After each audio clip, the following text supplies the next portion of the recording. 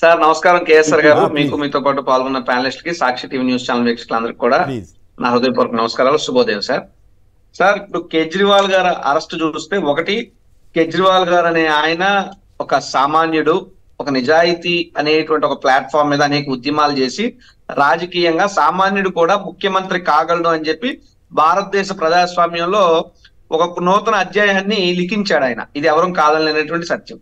అయితే ఆ ప్రజాస్వామ్య వ్యవస్థ అంత సామాన్యుని సీఎం చేయగలదు, సీఎం అరెస్టు చేయగలదు అని చెప్పి చూపించింది. అయితే ఇక్కడ బీజేపీ వారి యొక్క వాదన మీద అందరికీ అనుమానాలు వస్తున్నాయి. ఆంధ్రప్రదేశ్ లో మరి ముఖ్యంగా చంద్రబాబు నాయుడు అరెస్ట్ ని మేము ఖండిస్తున్నాం, అరెస్ట్ తీరును ఖండిస్తున్నాం అని చెప్పి ఇదే పురంధరేశ్వరి గారు మాట్లాడారు. మరి ఇప్పుడు కేజ్రీవాల్ గారు అరెస్ట్ తీరును ఖండిస్తారా ఆంజనేయ రెడ్డి గారు? దానికి సుస్పష్టంగా సూటిగా సమాధానం చెప్పాలి. కేజ్రీవాల్ అరెస్ట్ చేసిన దాంట్లో ఏంటంత గొప్పగా మీరు చేస్తారు, ఇక్కడ చంద్రబాబు నాయుడు అరెస్ట్ లో ఏంటంత అన్యాయం మీ కంటికి కనబడిపోయింది అంటే, మీకు అనుకూలంగా ఉన్న వాళ్ళు అరెస్ట్ అయితే మీరు బాధపడిపోతారు, ఖండించేస్తారు. మీకు వ్యతిరేకంగా ఉన్న వాళ్ళు అరెస్ట్ అయితే ఇది ప్రజాస్వామ్యం అని చెప్పి గొప్పలు తెప్పలు చెబుతారు. ఇందాక నుండి మీరు గమనిస్తున్నారు, అనేక మంది కాలర్స్ మాట్లాడుతున్నారు, వివిధ పార్టీల ప్రతినిధులు మాట్లాడుతున్నారు. మీరు సమాధానం చెప్పండి. సుజనా చౌదరి ఒక బ్యాంక్రప్టా కాదా? సీఎం రమేష్ ఒక అవినీతి పరుడా కాదా? ఆర్థిక తీవ్రవాది, ఆర్థిక నేరస్తుడు అవునా కాదా? అంటే మీ బీజేపీ పార్టీ గాని ఎలా ఉందంటే, మీది ఆ గట్టునుంటేనేమో CD CBI case, ED case, ఈ గట్టునుంటే పదవులు, కాంట్రాక్టులు. లేదా మీరు ప్రకటించుకోండి, బీజేపీ అనేటువంటిది ఒక మహా పునీత సముద్రం. బీజేపీ పార్టీలోకి రాగానే అప్పులు పోతాయి, అవినీతి కేసులు పోతాయి, ఈడీ కేసులు పోతాయి, పదవులు వస్తాయి, కాంట్రాక్టులు వస్తాయి. చెప్పండి, ఓపెన్ గా చెప్పండి. అంతే తప్పితే మీకు వ్యతిరేకంగా ఉన్నోడేమో పచ్చి అవినీతి పరుడని, మీకు అనుకూలంగా ఉన్నోడు పచ్చి అవినీతి పరుడని, ఆయన మించిన బ్రహ్మాండమైనటువంటి మనిషి లేడని ఇలాంటి మాటలు మాట్లాడటం వల్ల ఏమవుతుందంటే, బీజేపీ పార్టీకి కాస్తో కోస్తో ఉన్నటువంటి గౌరవ మర్యాదలు కూడా మంట కలిసిపోతున్నాయి. ఎందుకంటే ఈ రోజు చంద్రబాబు నాయుడు అనే వ్యక్తి పచ్చి అవినీతి పరుడు, ఒక ఇన్నర్ రింగ్ రోడ్ స్కాము, ఒక ఫైబర్ నెట్ స్కాము, ఒక స్కిల్ డెవలప్మెంట్ స్కాము, 50 రోజులు పైచిలకు జైల్లో చెప్పకూడదు తిన్నటువంటి ఒక జైలు పక్షతో మీరు పొత్తు పెట్టుకుంటే మీరేంటి సార్ నిజాయితీ గురించి మాట్లాడారు? రాజీవ్, మీరు ఒక విషయం మర్చిపోతున్నారు. ఏపీ గవర్నమెంట్ పెట్టిన కేసులే కాదు, స్వయంగా కేంద్ర ప్రభుత్వమే ప్రకటించింది 2000 కోట్ల అక్రమాలు జరిగాయి, చంద్రబాబు గారి పిఎస్ ని ఇంట్లో సోదాలు జరిగితాయని.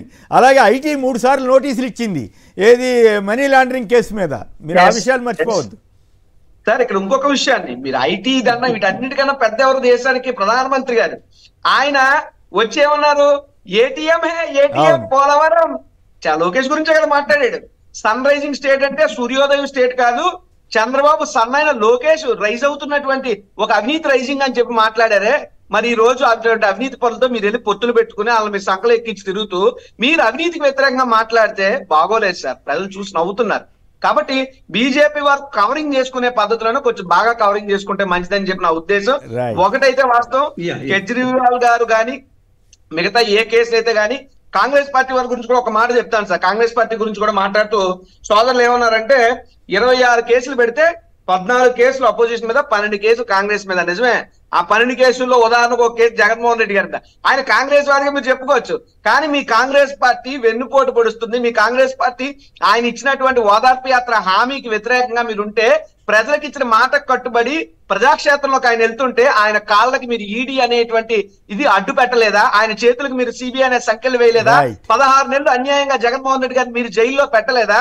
మీరు కూడా ఈ రోజు నీతి వాక్యాలు మాట్లాడుతున్నారంటే ప్రజలకి మరుపేం అవ్వదండి. ప్రజలకు ప్రతిదీ గుర్తొస్తుంటది. గూగుల్లో ఇలా కొడితే అలా తెలిసిపోద్ది ఎవరేం చేశారని. కాకపోతే ఇక్కడ విషయం ఏంటంటే, కాస్తో కోస్తో బీజేపీ పట్ల కొంత మోడీ గారు వ్యవహారం పట్ల కొంచెం గౌరవం మర్యాదలు ఖచ్చితంగా అందరికీ ఉన్నాయి.